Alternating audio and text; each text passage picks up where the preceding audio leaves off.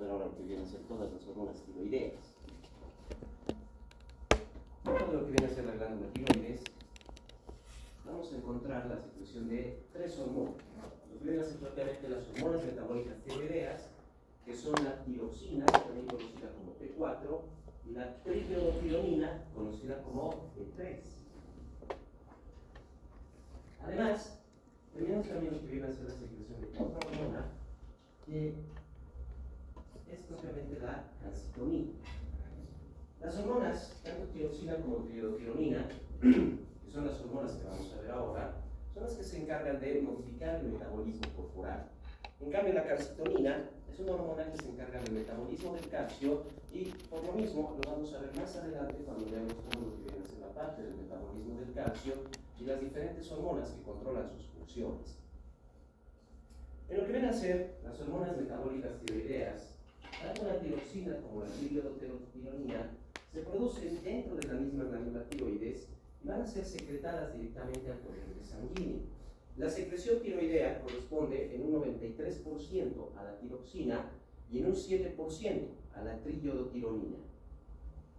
En el torrente sanguíneo, además, con el tiempo, en cuestión de algunas horas o días, la mayor parte de la tiroxina se transforma en la triiodothironina, o en la, propiamente, el T4 se transforma a T3, ya que la T3, la triiodothironina, es la que es metabólicamente más efectiva a nivel de los tejidos corporales. Si bien la T4 y la T3 tienen funciones sobre las diferentes células para la modificación del metabolismo corporal, la T3 es la que actúa con mayor facilidad y activa una mayor cantidad de funciones que la T4.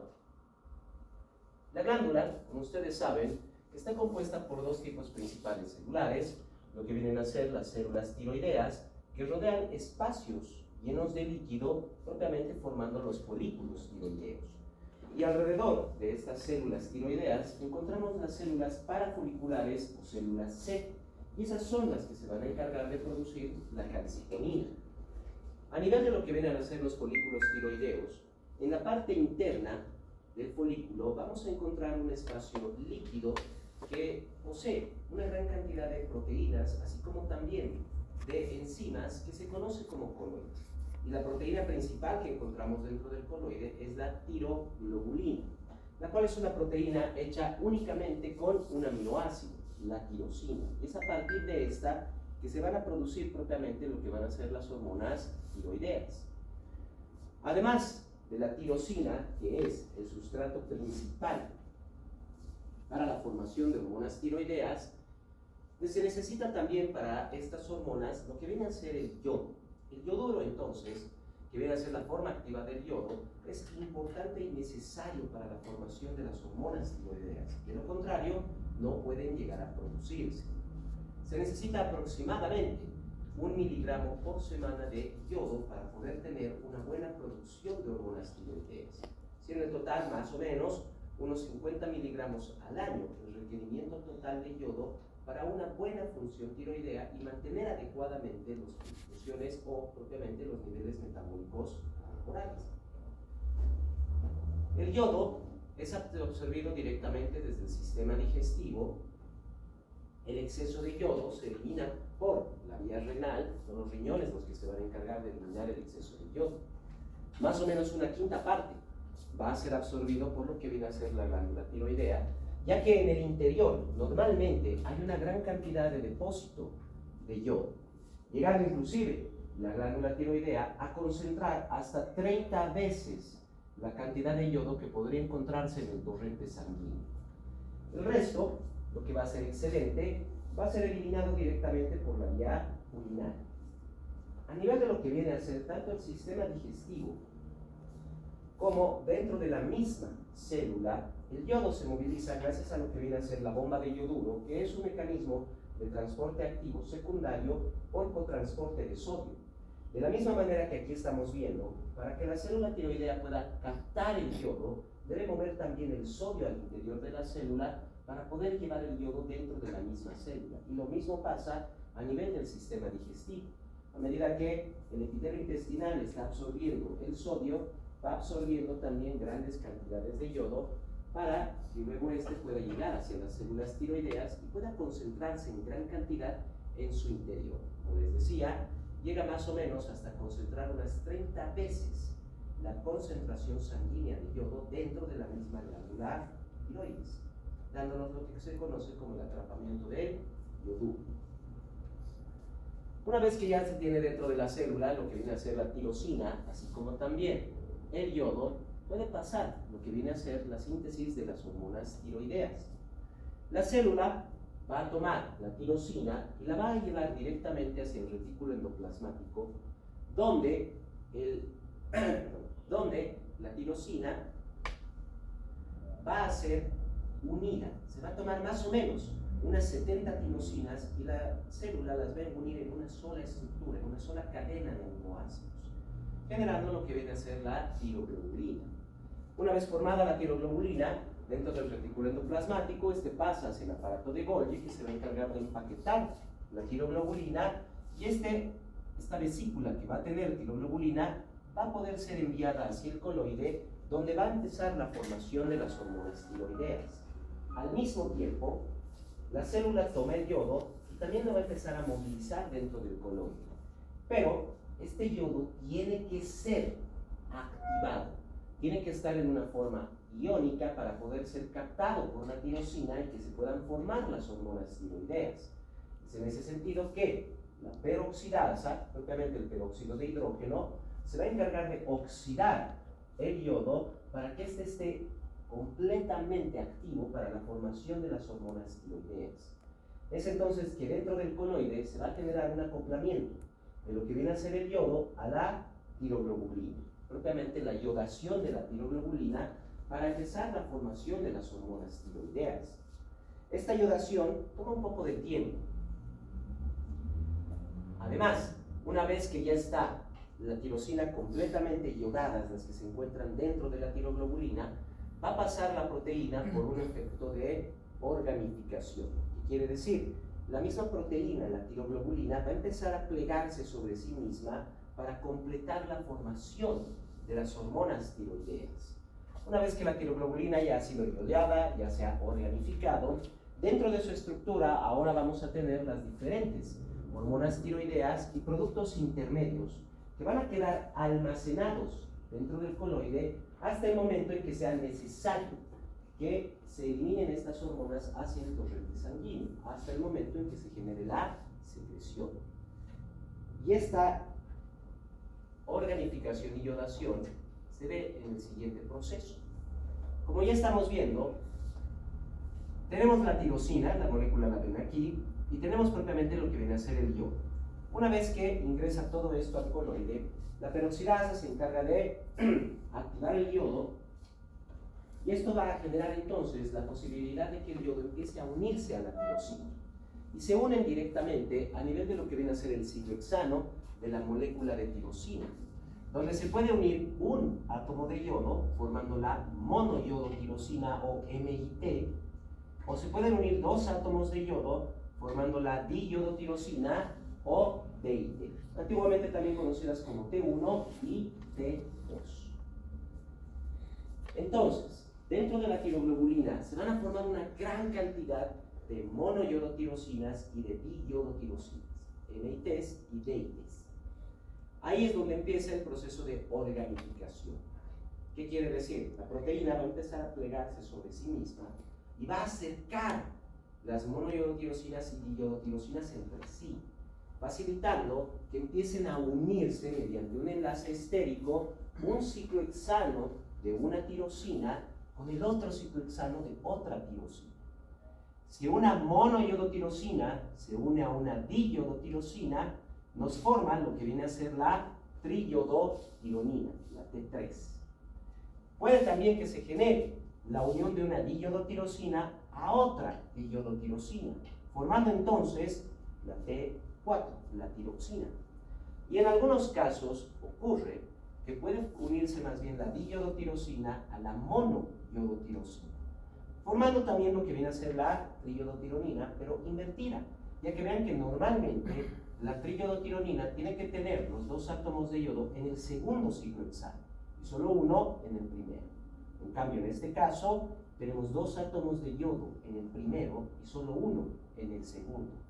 Esta hormona, la T3 invertida o EDT3, debido a la falta de ese átomo de yodo en el segundo ciclo hexano, no tiene la capacidad de activar los receptores de yodo a nivel celular. Por lo tanto, la EDT3 o T3 invertida es una forma inactiva de triiodotironina. Esta formación de la EDT3 o T3 invertida se incrementa cuando desaparecen los carbohidratos o las grasas en la dieta. Lo que quiere decir que a medida que van eliminándose los carbohidratos y las grasas de la dieta, se va generando una mayor cantidad de T3 invertida que no tiene función metabólica, no puede activar receptores, lo que puede provocar lo que se conoce como hipotiroidismo subclínico. Se está produciendo hormona tiroidea, pero es una hormona inactiva. Como no tiene una manera de activar los receptores celulares, no va a poder generar las funciones metabólicas de las hormonas tiroideas. Eso puede ocurrir en algunos casos, como les decía, principalmente cuando se elimina por completo los carbohidratos y las grasas de la dieta. Pero también puede generarse a veces de forma espontánea. Normalmente hay pequeñas cantidades de T3 o T3 directamente dentro del torrente sanguíneo. Ayuda principalmente a controlar los niveles de las hormonas tiroideas, propiamente lo que viene a ser el mismo efecto metabólico que tiene sobre los diferentes tejidos estas hormonas. Como les decía, se mantiene entonces la tiroglobulina completamente organificada, la cual va a tener en su interior monoiodotirosinas, diiodotirosinas, T3, NT3 y T4. Va a ser captada por las mismas células tiroideas que tienen un borde en cepillo, un borde rugoso en la parte del coloide, y mediante pinocitosis van a tomar a la tiroglobulina y la van a introducir dentro de su estructura celular. Estos pseudópodos que van a introducir a la tiroglobulina la van a unir directamente con lo que vienen a ser diferentes lisosimas que se encuentran dentro de la misma célula tiroidea, las que se van a encargar de empezar a descomponer propiamente la tiroglobulina, van a empezar a romper los enlaces, generando entonces MIT, DIT, T3, NT3 y T4 sueltas. Una vez que se ha generado esto, gracias a las lisosomas que van a tener una gran cantidad de enzimas proteolíticas, las transproteinasas, vamos a tener entonces T3, T4, monodiodotirosina, diiodotirosina. La T3 y la T4 van a salir directamente al torrente sanguíneo, se genera la secreción. Y esto no necesita de ningún transportador o canal a nivel de lo que viene a ser la membrana celular, ya que no se olviden que la tirosina de los aminoácidos es uno de los que tiene una capacidad liposoluble. Así que como dentro de la célula hay una gran cantidad de T3 y T4 y hay poca cantidad en el líquido extracelular y por lo mismo en el torrente sanguíneo, estas hormonas salen directamente por difusión desde las células tiroideas hacia el torrente sanguíneo. La monoiodotirosina y la diiodotirosina que van a quedar van a ser recicladas. Se les va a quitar el yodo, pasando por lo que viene a ser la enzima desyodasa, que es la que se va a encargar de sacar el yodo de estas tirosinas, reintroduciendo nuevamente el yodo después al coloide, y las tirosinas que van a quedar van a ser también recicladas y reutilizadas para la formación de mayores cantidades de tiroglobulina. Cabe resaltar que solo una cuarta parte de la tiroglobulina es la que está propiamente formada como T3 y T4, y claro, pequeñas cantidades de NT3 o T3 invertido. Las otras 3/4 partes de la tiroglobulina son propiamente la monoiodotirosina y la diiodotirosina, que van a ser completamente recicladas. De esta manera es como se sintetiza y se secretan las hormonas tiroideas. Una vez que llegan al torrente sanguíneo, igual, como son liposolubles, necesitan de una proteína transportadora. Y vamos a tener entonces diferentes proteínas que pueden transportar estas hormonas, siendo propiamente la globulina fijadora de tiroxina la principal proteína transportadora, pero también tanto la T3 como la T4 pueden unirse a la prealbúmina y a la albúmina fijadora de tiroxina para que éstas puedan transportarlas por el torrente sanguíneo. Es aquí ya donde empieza la diferencia entre la actividad metabólica de la tiroxina y de la triyodothironina, de la T3 y de la T4, ya que la unión de estas hormonas a la proteína dura bastante tiempo. La unión de lo que viene a ser la T4 dura aproximadamente unos 6 días y la T3 queda unida a la proteína por aproximadamente un día. Es una liberación lenta. Durante ese periodo de tiempo, las hormonas no pueden generar ningún efecto metabólico sobre las células, ya que se encuentran unidas a la proteína transportadora. Una vez liberadas, para la T4 unos 6 días y para la T3 un día, van a empezar a activar los receptores celulares para modificar las funciones metabólicas celulares. La T4 toma bastante tiempo también en generar estas funciones. Una vez liberada la tiroxina, le va a tomar más o menos unos 2 a 3 días iniciar las actividades metabólicas celulares. O sea, le toma más o menos unos 2 a 3 días empezar a activar los receptores celulares de hormonas tiroideas. Llega a un pico máximo más o menos a los 10 a 12 días. Esta hormona, una vez liberada, tiene una serie más o menos de 15 días, pero se han tenido registros de hormonas tiroideas que pueden llegar a tener incluso un periodo de tiempo de entre 6 semanas y hasta 2 meses de tiempo. La T3, por otro lado, es mucho más rápida, iniciando el efecto sobre los receptores en unas 6 a 12 horas y llegando a un máximo a los 2 a 3 días. ¿Y qué funciones van a hacer estas? En primer lugar, la tiroxina o T4 se transforma dentro de las células en T3. Dentro de las células encontramos también la enzima iodasa, que se va a encargar de quitar un átomo de yodo a la tiroxina, volviéndola T3. Como les decía, la T3 es metabólicamente más activa que la T4, aunque sea la T4 la que se produce con mayor cantidad a nivel de la hormona de la glándula tiroidea. La T3 entonces va a ingresar no solo dentro de la célula, sino que ingresa dentro del núcleo de la célula, actuando directamente sobre los receptores intranucleares, principalmente activando lo que viene a ser el receptor retinoide X. El receptor retinoide X está unido directamente a lo que viene a ser la ARN polimerasa. En otras palabras, el receptor de la hormona tiroidea que va a activar al receptor retinoide X va a utilizar directamente una gran cantidad de estímulo para generar grandes cantidades de ARN mensajero. Quiere decir que las hormonas tiroideas estimulan directamente la transcripción genética para que se produzcan grandes cantidades de ARN mensajero dentro de la misma célula, incrementando de esta manera las cascadas metabólicas de la misma célula. Utiliza además el AMP cíclico para poder estimular estas cascadas de la proteína sinasa que se van a encargar de activar propiamente todas las enzimas necesarias para poder generar grandes cantidades de ARN mensajero. No solo la ARN polimerasa, estamos hablando inclusive de lo que vienen a ser las ARNs casas y demás, que se van a encargar de abrir el ADN para poder empezar la síntesis del ARN mensajero. Como tenemos ahora grandes cantidades de ARN mensajero, este va a salir del núcleo de la célula y va a empezar a activar grandes cantidades de vías enzimáticas, ya que va a provocar la síntesis de grandes cantidades de proteínas.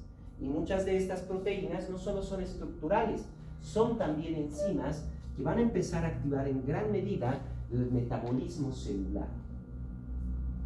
Generando entonces una activación metabólica dentro de cada célula, aumentando el número y la actividad de las mitocondrias, generando que las células entonces incrementen su metabolismo oxidativo, la transformación de grandes cantidades, tanto de carbohidratos, grasas y en algunos casos proteínas, para generar metabolismo oxidativo y generar energía, ATP.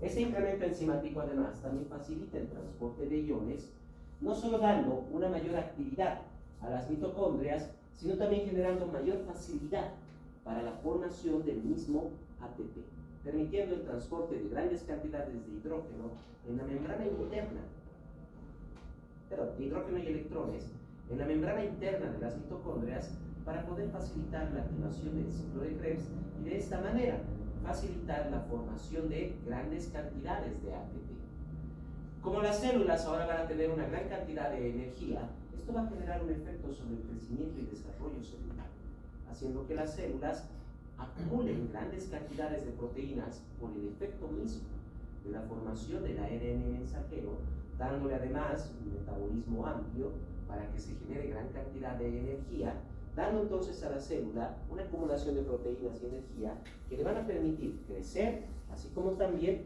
facilitan su división celular, estimulando propiamente el metabolismo celular. Esto va a generar entonces un incremento del metabolismo celular en cada tejido corporal, lo que nos va a generar efectos corporales. No se olviden que el efecto celular específico es el incremento del metabolismo oxidativo. Debido al incremento del ARN mensajero, de la formación de proteínas y enzimas, las células van a empezar a tener un efecto metabólico mucho más amplio. Casi todas las mitocondrias van a estar funcionando e inclusive estas hormonas estimulan la formación de mayor cantidad de mitocondrias por parte de las células. Lo que genera entonces un amplio incremento de energía corporal. No se olviden además que el 50% de la energía del ciclo de Krebs no solo es para la formación de ATP, el 50% se utiliza también para temperatura corporal, haciendo que incluso eleve levemente, en cuestión de 0.3 a 0.4 grados, máximo 0.4, eleva un poco la temperatura corporal por el aumento de ese metabolismo oxidativo celular. Todo esto va a tener efecto primero sobre el metabolismo. A nivel de los carbohidratos y lípidos, se empiezan a consumir en grandes cantidades para generar ese metabolismo oxidativo, elevando inclusive los ácidos grasos en el torrente sanguíneo que se están movilizando para poder generar ese metabolismo oxidativo celular y al mismo tiempo reduce por lo mismo el colesterol, los fosfolípidos y los triglicéridos que se encuentran no solo circulando en la sangre, sino también a nivel de los tejidos de depósito, en el tejido adiposo, a nivel del corazón, etc. Va incrementando entonces el consumo de carbohidratos y de grasas. Esto genera también un aumento de las necesidades de vitaminas. No se olviden que algunas de estas también forman parte del ciclo de Krebs, por eso se llama ciclo del ácido cítrico, así como también muchas de las funciones metabólicas celulares necesitan de las demás vitaminas, como la vitamina A, la vitamina B. El complejo B es una de las vitaminas más importantes para muchas funciones metabólicas celulares. Como aumenta el metabolismo basal, esto provoca entonces una eliminación de grandes cantidades de tejido adiposo, lo que facilita la pérdida de peso. El incremento de las hormonas tiroideas va a generar entonces una reducción del peso corporal por el incremento del metabolismo oxidativo. A nivel circulatorio, esto significa también un aumento del flujo sanguíneo, ya que eleva la frecuencia cardíaca. Recuerden, está generando gran cantidad de metabolismo oxidativo y el corazón funciona directamente a partir de las grasas. Así que las células miocárdicas van a tener una gran cantidad de energía, facilitando entonces que aumente la función cardíaca. Aumentando la frecuencia cardíaca, aumenta además la fuerza de contracción del corazón. Pero no se incrementa la presión arterial. Por más estímulo hormonal tiroideo que exista, puede generarse incluso una taquicardia bastante marcada. Puede que el corazón inclusive genere mayor fuerza de contracción, pero no se eleva la presión arterial. Esta se mantiene, ya que igual que si el corazón se estimula, también se estimulan muchos de los efectos que ayudan a mantener la presión arterial baja. Esto dentro de lo que viene a ser el sistema cardiovascular, pero también va a tener efecto en otros sistemas corporales. Todo lo que viene a ser propiamente a nivel del sistema respiratorio también incrementa su función. El corazón ha incrementado por la energía y por la necesidad de movilizar grandes cantidades de nutrientes en el torrente sanguíneo. Pero a nivel mitocondrial no solo se necesita nutrientes, sino que también se necesita oxígeno. Estamos hablando de un metabolismo oxidativo, lo que quiere decir que va a aumentar también la función respiratoria, tanto la frecuencia como la profundidad de la respiración, para poder generar entonces que ingrese mayor cantidad de oxígeno dentro del cuerpo y que éste pueda utilizarse para la formación del metabolismo oxidativo y que pueda generarse un incremento metabólico a nivel general. Aumenta además la motilidad digestiva, aumentando también la secreción digestiva, esto para facilitar también lo que viene a ser la digestión y la absorción de nutrientes para poder dar suficientes sustratos al ciclo de Krebs. Como tenemos una gran cantidad de energía, de ATP que se ha formado, va a haber una excitación del sistema nervioso. Este va a empezar a activarse con mucha mayor facilidad, manteniendo múltiples funciones neuronales en un exceso de funcionamiento en algunos casos. Esta excitación del sistema nervioso incluso puede tener efectos sobre lo que viene a ser el sueño. Los músculos también van a reaccionar ante estas grandes cantidades de energía. Se genera entonces una reacción energética muscular, lo que estimula un mayor grado de contracción muscular, y que en exceso de hormonas tiroideas, esta contracción muscular es incluso tan notoria que genera temblor muscular. Como les decía, el efecto del estímulo del sistema nervioso va a tener un efecto sobre lo que viene a ser el sueño. Es cierto que el sistema nervioso puede estar altamente activo, lo que eventualmente puede generar también cansancio en la persona, pero debido a esta gran cantidad de energía es difícil conciliar el sueño. Quiere decir, puede haber cansancio y también insomnio. Hay una dificultad para poder dormir en los pacientes que tienen un incremento amplio de lo que viene a ser la hormona tiroidea. Efectos endocrinológicos también se van a generar, pero no de forma directa, sino que como está incrementando el metabolismo celular, muchas de las funciones metabólicas endocrinológicas también incrementan lo que viene a ser la formación de hormona de crecimiento, por ejemplo, incrementan lo que viene a ser la liberación de hormonas córticos suprarrenales, hormonas gonadotrópicas. Estamos hablando propiamente de todo el sistema endocrinológico que, gracias a que la hormona tiroidea está incrementando el metabolismo celular, incrementa también la formación y liberación de estas hormonas. Además de, como estamos incrementando el metabolismo en todos los tejidos, muchas de esas funciones también deben ser controladas por las hormonas endocrinológicas, generando entonces una necesidad que incrementa las secreciones endocrinas generales. Pero no se olviden, no es de forma directa, es de forma indirecta que las hormonas tiroideas suben los niveles hormonales generales de todo el cuerpo. Como tenemos gran cantidad de energía y también se está liberando gran cantidad de gonadoliberina, y esto produce gran cantidad de hormonas folículo estimulante y luteinizante, secretando y generando mayor cantidad de hormonas esteroideas, o sea, hormonas sexuales, tanto masculinas como femeninas, dependiendo de la persona, se genera también un efecto sobre las funciones sexuales. Estos efectos metabólicos y endocrinos generan, en primer lugar, un incremento de la libido, así como también incrementando lo que viene a ser la respuesta sexual de la persona.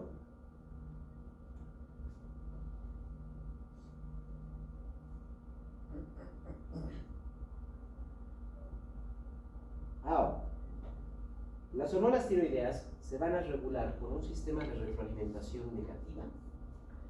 Todo depende directamente del metabolismo celular.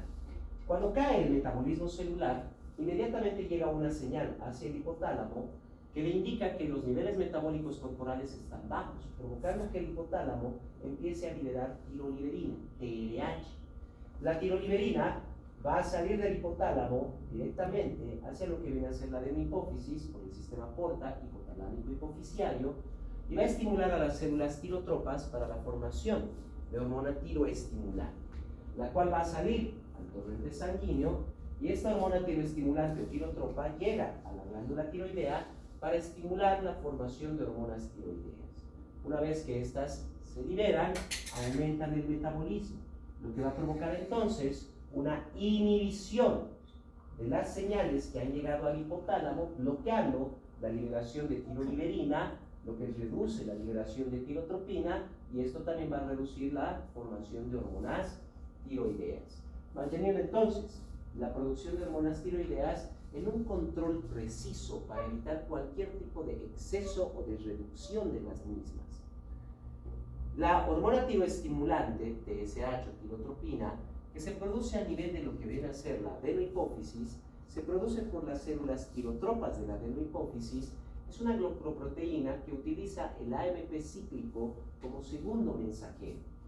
Una vez que llega dentro de la glándula tiroides, la hormona tirotropina o tiroestimulante TSH va a actuar directamente en la parte interna de las células, generando 4 efectos. El primero, la proteólisis. Va a estimular lo que viene a ser las proteinasas para que éstas puedan degradar rápidamente la tiroglobulina, liberando grandes cantidades de T3 y de T4. Estimula además la bomba de yodo, generando un mayor ingreso de yodo dentro de la célula y el paso del yodo hacia el coloide. Estimula la iodación, quiere decir, el AMP cíclico va a incrementar las funciones metabólicas de la célula, generando que produzca y libere dentro del coloide mayor cantidad de peroxidasa para que se pueda generar una gran cantidad de yodo activo y rápidamente este se una a la tiroglobulina para formar las hormonas tiroideas. Eventualmente, esto también va a generar un aumento en el tamaño y en el número de las células tiroideas, lo que genera también un aumento de los folículos tiroideos, aumentando el tamaño de la glándula, y esto aumenta la secreción glandular de hormonas tiroideas. Por otro lado, tenemos la tiroliberina. La TRH es una amida tripeptídica formada por el piroglutamil, el histiril y la prolina, además de la amida. Utiliza el metabolismo de las fosfolipasas como segundo mensajero dentro de la célula para activar funciones metabólicas dentro de las células tirotropas. Este aumento de las fosfolipasas va a generar entonces que se genere una mayor secreción de hormona tirotropina, o sea, de tiroestimulante, la que se va a encargar de estimular mayor cantidad de secreción de hormonas tiroideas. ¿Y qué estímulo puede tener en primer lugar la tiroliberina? Fuera del estímulo de lo que viene a ser propiamente los niveles metabólicos corporales, que son regulados y controlados por el hipotálamo, también vamos a tener estímulos como lo que viene a ser, por ejemplo, frío o la estimulación simpática. La respuesta de alarma o estrés, por ejemplo, puede provocar una gran liberación de tiroliberina. De la misma manera puede pasar, por ejemplo, con un estímulo simpático, no solo en la respuesta de alarma o estrés, puede ser tal vez un incremento de frecuencia cardíaca y respiratoria simpáticamente, que también estaría activando directamente al hipotálamo para la liberación de gran cantidad de tiroliberina. Otro de los estímulos que también estimulan la liberación de tiroliberina es el frío. La temperatura corporal está regulada propiamente por el hipotálamo, y en el momento en que se detecta frío, el hipotálamo provoca la liberación de grandes cantidades de tiroliberina, generando entonces la cadena. Tiroliberina estimula la tiroestimulante estimula la liberación de hormonas tiroideas, las cuales van a aumentar el metabolismo corporal, generando energía por un lado y por otro lado calor. De tal manera que pueda subir la temperatura corporal para combatir propiamente lo que viene a ser ese frío que está sintiendo el cuerpo. ¿Eso como cuando tomamos agua? No tanto, porque cuando se toma agua, en 5 minutos ya está el agua a temperatura corporal, cuando está dentro del cuerpo. Fácilmente va a aumentar su temperatura. Es un efecto de temperatura de más largo tiempo. ¿Qué puede inhibir? Bueno, la emoción y la excitación puede llegar a inhibir en cierta medida lo que viene a ser la liberación de hormonas tiroideas, ya que con los estados emocionales y la excitación ya hay un incremento de frecuencia cardíaca, así como también ya hay un incremento del metabolismo corporal. De forma directa se está generando ese efecto y como está aumentando el metabolismo, eso bloquea propiamente lo que va a ser la liberación de tiroliberina. En otras palabras, si se fijan bien, si realmente quieren aumentar su secreción de hormona tiroidea, porque va a aumentar su metabolismo, tienen que pasar frío. Tampoco quiere decir que se vayan a congelar. No. Pero quiere decir que teniendo un poco de frío, se va a aumentar la liberación de hormona tiroidea, generando que nuestro cuerpo se adapte a esas pequeñas cantidades de frío con el incremento del metabolismo corporal basal, lo que va a aumentar la quema de carbohidratos y de grasas por parte de las células, ayudando en primer lugar a mejorar propiamente el movimiento, las funciones neuronales y lo que muchas personas más quieren, bajar de peso. El incremento de hormonas tiroideas, no se olviden que la hormona tiroidea genera una reducción de peso corporal porque quema grandes cantidades de carbohidratos y grasas mediante el metabolismo oxidativo. Es por eso que el exceso de las hormonas tiroideas debe ser controlado adecuadamente. Y tenemos dos sustancias antitiroideas, lo que viene a ser el tiocianato, que se encarga de reducir el atrapamiento del yoduro porque es competitivo con la bomba de yodo. La bomba de yodo, no se olviden, es una proteína de cotransporte de sodio. Lo que va a hacer el tiocianato es acoplarse a esta proteína, a este transportador, y es por eso que detiene la absorción de yodo por parte de la glándula tiroidea, reduce el atrapamiento del yodo. Si no hay suficiente yodo, no se generan grandes cantidades de hormonas tiroideas. También tenemos el propiltiouracilo, que también reduce la producción de hormonas tiroideas debido a que el propiltiouracilo es una de las sustancias que se encarga de inhibir a la peroxidasa.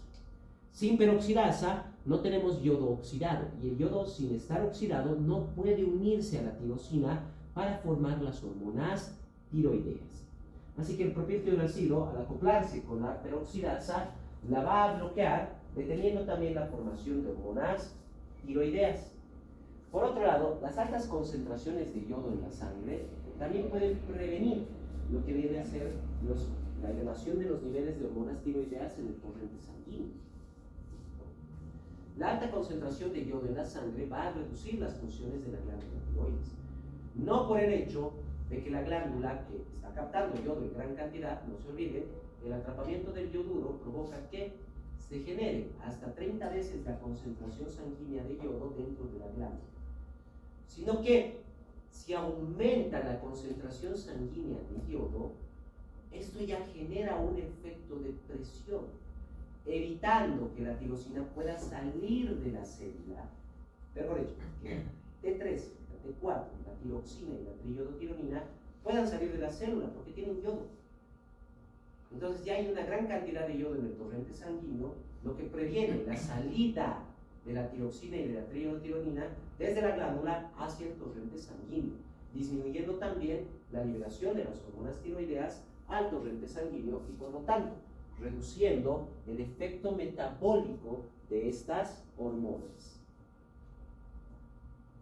En cuanto a las patologías, vamos a hablar en primer lugar de lo que viene a ser el hipertiroidismo, el exceso de funcionamiento de las hormonas tiroideas. Este exceso puede deberse a múltiples causas. Y aquí, pequeño paréntesis, tanto en hipertiroidismo como en hipotiroidismo podemos encontrar un incremento del tamaño de la glándula, lo que se conoce como bocio. Pero todo depende de cuál es la causa. Porque, por ejemplo, estábamos viendo hace un momento que la hormona tiroestimulante actúa sobre la glándula tiroides y en su cuarta función es aumentar el tamaño y el número de las células tiroideas. En caso de hipotiroidismo, por ejemplo, no hay un incremento del metabolismo, lo que genera un efecto sobre la liberación de hormona tiroliberina, lo que va a provocar la liberación de tiroestimulante y llegar a la glándula, provocando entonces este efecto de crecimiento. Muchas personas con hipotiroidismo eventualmente generan que la glándula empiece a crecer de tamaño. Propiamente es un bocio, pero en caso de hipotiroidismo. Pero también puede haber bocio en el hipertiroidismo, siempre y cuando la causa principal del hipertiroidismo sea un exceso de hormona tiroestimulante. Si hay un exceso de hormona tiroestimulante, va a llegar a la glándula provocando la liberación de gran cantidad de tiroxina. Pero al mismo tiempo, recuerden, estimula el aumento y el número de tamaño de las células, de los folículos, haciendo que la glándula empiece a crecer también. Pero ya va a ser una glándula hipersecretora, generando hipertiroidismo. En cambio, en el otro caso, que les había explicado, hay un crecimiento de la glándula, pero en respuesta al hipotiroidismo.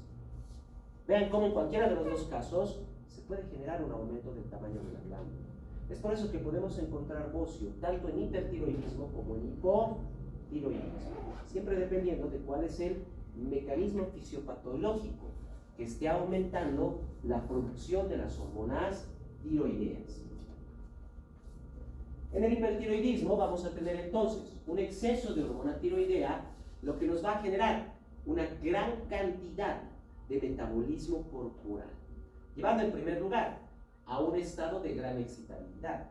Las personas con hipertiroidismo parecen personas que están en un estado de nerviosismo, ya que su sistema nervioso tiene tanta energía que se está activando de forma amplia. No se olviden además, si aumento el metabolismo, también estoy aumentando levemente la temperatura corporal, lo que provoca que los pacientes con hipertiroidismo generen una intolerancia al calor. No pueden estar en zonas cálidas, inclusive no pueden estar mucho tiempo abrigados, ya que les genera una sensación de sofocación. Por otro lado, hay un aumento de la sudoración, justo por el mismo aumento de la temperatura corporal. Un marcado adelgazamiento. Estamos hablando de pérdidas de hasta 45 kilogramos en pacientes con hipertiroidismo. Podemos encontrar también propiamente lo que viene a ser una diarrea bastante variable. Hay veces en que va a ser bastante amplia y otras veces solo aumenta la frecuencia y no se modifica la consistencia de las heces. Todo depende de incluso la alimentación. No se olviden. Como habíamos visto hace un momento, las hormonas tiroideas aumentan el movimiento y la secreción digestiva. Es por eso que va a haber un aumento en la frecuencia y una disminución en la consistencia. Pero es bastante variable. No va a generarse una diarrea líquida, sino un incremento en lo que viene a ser la frecuencia. Si el paciente entraba 1 o 2 veces al baño, va a entrar 3 o 4, y la consistencia de las heces va a disminuir. Puede haber debilidad muscular, no se confundan, no quiere decir que el músculo no esté contrayéndose, sino que como el músculo tiene esa reacción energética, hay fibras musculares que están en buena contracción, pero para que haya una contracción fuerte tienen que participar todas las fibras, no solo algunas, lo que genera debilidad muscular. Al mismo tiempo, esa debilidad muscular está generando un efecto energético en los músculos, lo que provoca un temblor. Hay temblor en diferentes partes del cuerpo, principalmente notorio a nivel de las manos. Estas contracciones musculares son pequeñas y pueden generar un leve temblor, pero si la mano está apoyada en algún lado, no se nota. Es por eso que los pies no parecieran temblar. Pero si el paciente, por ejemplo, se sienta con el pie colgado, va a haber un pequeño temblor en sus pies. Debido a que no están apoyados en ningún lado, se nota con mucha mayor facilidad lo que viene a ser el temblor. Se genera además nerviosismo, a veces trastornos psíquicos, puede haber fatiga extrema y una incapacidad de conciliar el sueño, o sea, un insomnio total. El paciente está fatigado, está cansado, pero no puede dormir. Y además, esto va a generar que se produzca un edema a nivel vertebral, a nivel de los ojos, generando, número 1, que justo detrás del ojo, entre el globo ocular y la órbita, se va a generar ahí un edema por lo que viene a ser ese cansancio y esa falta de sueño. La reacción energética muscular, además, mantiene contracción de los músculos del globo ocular, los cuales se están contrayendo casi todos en su totalidad. Generando entonces, fíjense bien, genera que el globo ocular trate de ser proyectado por fuera de la órbita. Además, también hay contracciones musculares a nivel de los músculos de los párpados, lo que genera una retracción palpebral, genera que los párpados se abran mucho más, lo que provoca entonces lo que vemos ahí, el exotalmus, la característica del hipertiroidismo. Ese es el signo patognomónico del hipertiroidismo, lo que viene a ser esa protrusión de los ojos desde la órbita, lo que comúnmente se conoce como ojos saltones. Ese es el exotalmos y es propiamente el signo más característico de lo que viene a ser el hipertiroidismo. Muchos pacientes con hipertiroidismo pueden ser delgados, a veces no tienen tendón muscular y a veces no tienen, y propiamente sí se ve lo que viene a ser el exotalmos. Y no se olviden que además se va a presentar taquicardia y taquipnea. Propiamente los síntomas de lo que va a ser el hipertiroidismo. Tratamiento, depende de la causa. Se pueden utilizar medicamentos, y hemos visto el tiocianato, el propiltiuracilo, para poder generar una disminución de lo que viene a ser propiamente la producción de hormonas tiroideas. Podemos también realizar cirugía en caso de que sean adenomas, bocio, etc. O sea, si la causa es una glándula de gran tamaño, vamos a sacar parte de la glándula para poder reducir la formación y liberación de hormonas tiroideas. Y por último, también podemos utilizar el yodo radioactivo. Debido a que la glándula logra concentrar hasta 30 veces la concentración sanguínea de yodo, si nosotros introducimos en el cuerpo del paciente hipertiroideo pequeñas cantidades de yodo radioactivo, esto no va a generar ningún daño a nivel corporal, pero ese yodo va a ser captado por la glándula en el atrapamiento del yoduro y concentrado en gran cantidad dentro de la glándula. Ahí sí va a haber tal cantidad de yodo que esa radiación que está generando sí va a generar un efecto. Va a empezar a dañar y a destruir algunas de las células de la glándula y otras, generando entonces, podríamos decir, como una microcirugía. Van a haber pequeñas partes de la glándula que van a estar quemadas y que ya no van a producir hormona tiroidea, reduciéndonos los niveles de hormona tiroidea en el torrente sanguíneo. Tratamiento para el hipertiroidismo. Por otro lado, vamos a tener lo contrario, lo que viene a ser el hipotiroidismo. Y para el hipotiroidismo estamos hablando propiamente de los efectos opuestos del hipertiroidismo. En vez de un estado de gran excitabilidad, ¿qué va a haber? ¿Qué va a haber? Depresión. Una depresión neuronal. El sistema nervioso estaba completamente activo en el hipertiroidismo. Lo que quiere decir que en el hipotiroidismo está apagándose. Va a haber depresión neuronal. En vez de intolerancia al calor, intolerancia al frío. Exacto. Del aumento de la sudoración no vamos a tener uno opuesto. El paciente, si tiene calor, va a transpirar. Si no, no. En vez de adelgazamiento, exactamente, los pacientes con hipotiroidismo, comúnmente se dice que hasta el agua les engorda. Claro que no exactamente el agua no es ninguna molécula de carbono como para que genere tejido adiposo. Pero me refiero a que los pacientes con hipotiroidismo podrían estar consumiendo pequeñas cantidades de comida y tal vez principalmente ensaladas y fibra, y aún así están subiendo de peso. Aún así suben. ¿Por qué? Si la hormona tiroidea, el metabolismo corporal se reduce al mínimo. Luego, en vez de diarrea variable, ¿qué va a haber? Estreñimiento.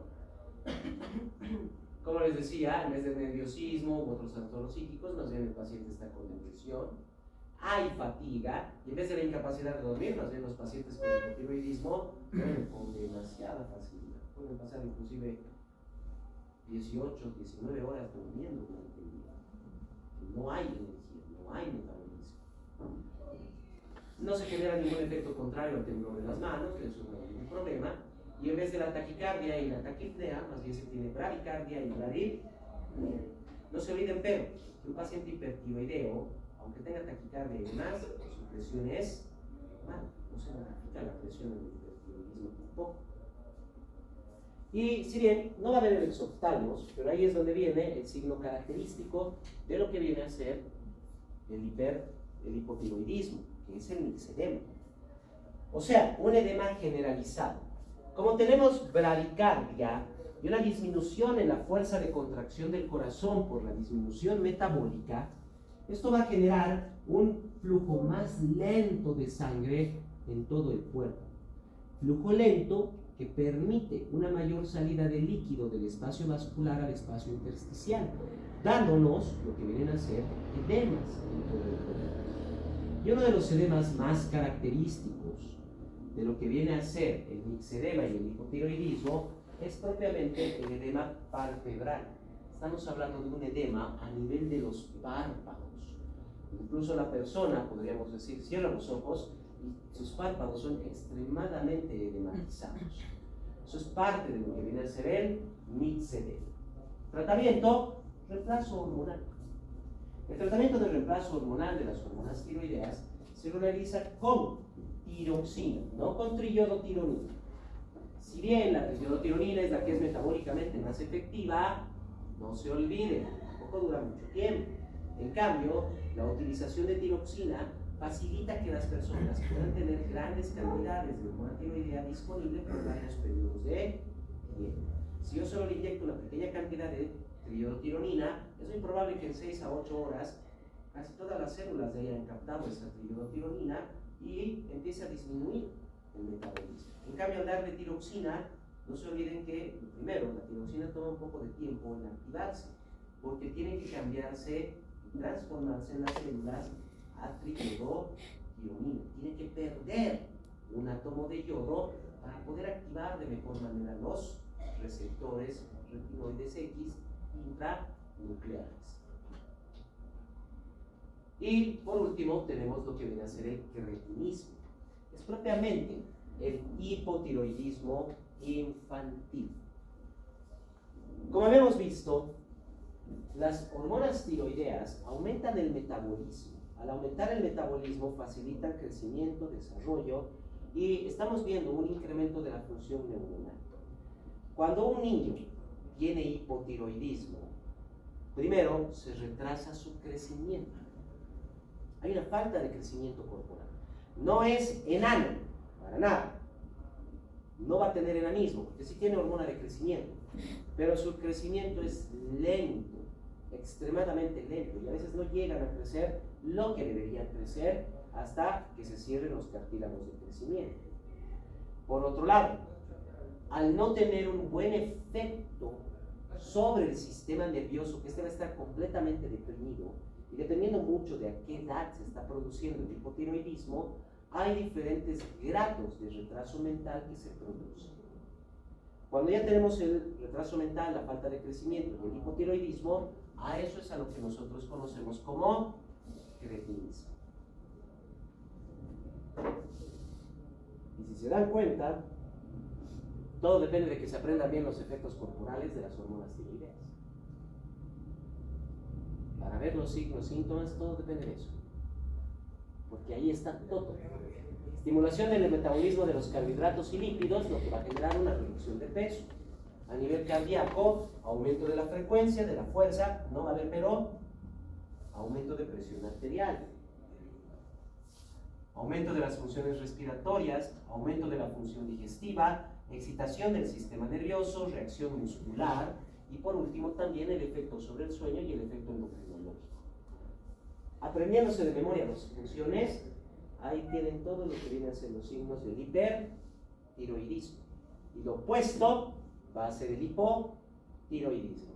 Y si se da en niños con retraso de crecimiento y retraso de mental, cretinismo.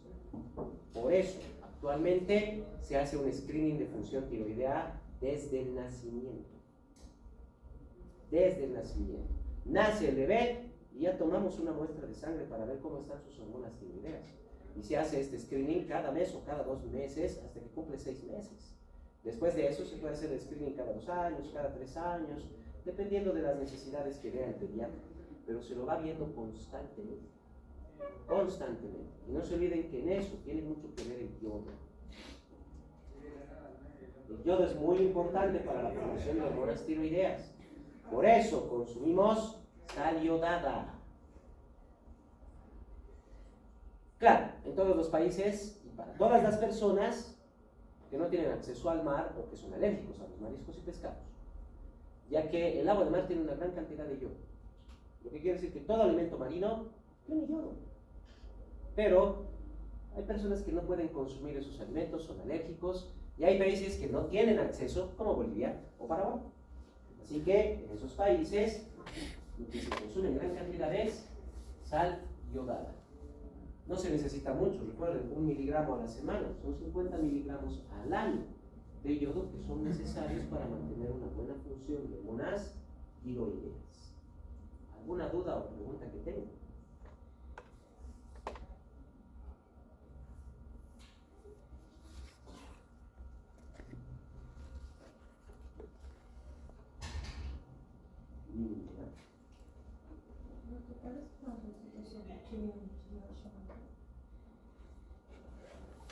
La tiroiditis de Hashimoto es una enfermedad autoinmune, generando propiamente